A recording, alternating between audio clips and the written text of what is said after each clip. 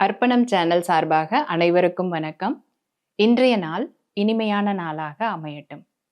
இன்றைய கதையின் பெயர் பற்றுறுதி, திட நம்பிக்கை.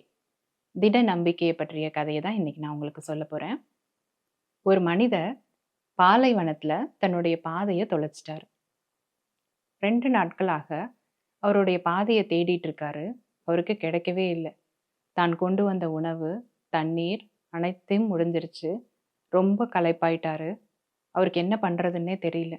கொஞ்ச நாட்களா தேடிட்டே இருக்காரு. மிகுந்த களைப்பாகிறாரு. தொலைதூரத்துல ஒரு குடிசைய பார்க்குறாரு.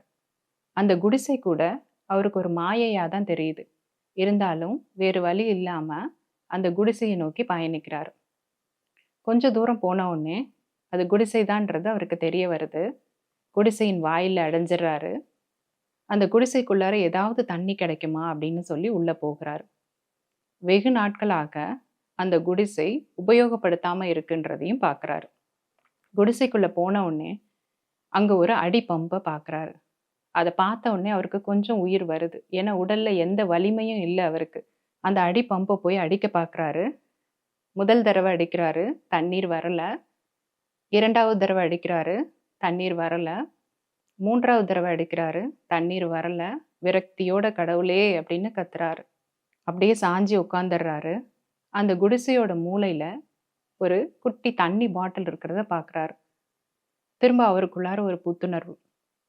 எழுந்து போய் அந்த பாட்டிலை ஓப்பன் பண்ண முயற்சி பண்ணுறாரு. அந்த மூடி ரொம்ப டைட்டாக மூடி இருக்கு. அந்த மூடியை ஓப்பன் பண்ண முயற்சிக்கும் போது அதில் ஒரு பேப்பரில் ஒரு விஷயம் எழுதியிருக்கு. அதை படிக்க ஆரம்பிக்கிறாரு. இந்த பாட்டிலில் இருக்கிற தண்ணியை அந்த பம்புக்குள்ளே ஊற்றுங்க, மறக்காம தண்ணி பாட்டிலை நிரப்பி வச்சுட்டு போயிருங்கன்னு எழுதியிருக்கு. அதை பார்த்த உடனே அந்த மனிதருக்கு மிகுந்த குழப்பம். அந்த தண்ணியை குடிச்சு நம்மளை உயிரை உயிர்ப்பிச்சுக்கிறதா, இல்லை அந்த தண்ணியை தண்ணி பம்புக்குள்ளார ஊற்றிட்டா மீண்டும் தண்ணீர் வருமா வராதான்ற சந்தேகம்.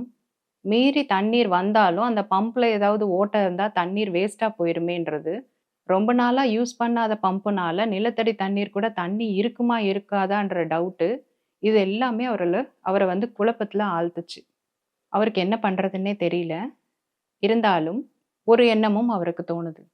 அந்த பேப்பரில் இருந்த மாதிரி இந்த விஷயம் உண்மையாக கூட இருக்கக்கூடும்னு சொல்லி தன் மனதை திடப்படுத்தி கொண்டு, கடவுள் மேலே பற்றுறுதி கொண்டு, ஒரு திட நம்பிக்கையோட தன்னுடைய கைகள் நடுங்க நடுங்க அந்த பாட்டிலில் இருக்கிற தண்ணியை அந்த பம்பில் ஊற்றுறாரு.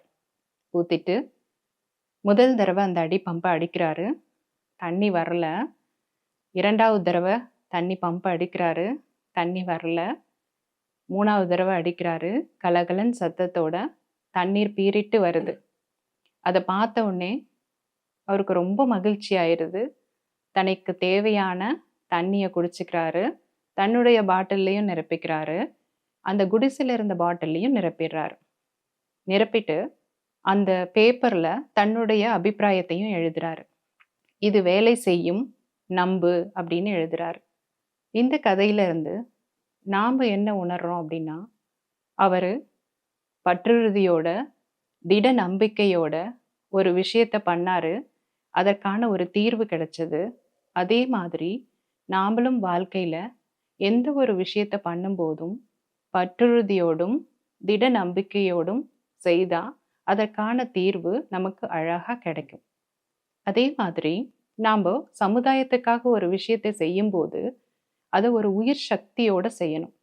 எனக்கு ஏதாவது கிடைக்கும்ன்ற எண்ணத்தோடு செய்யாமல் இதயபூர்வமாக செய்ய வேண்டும். அனைவருக்கும் நன்றி.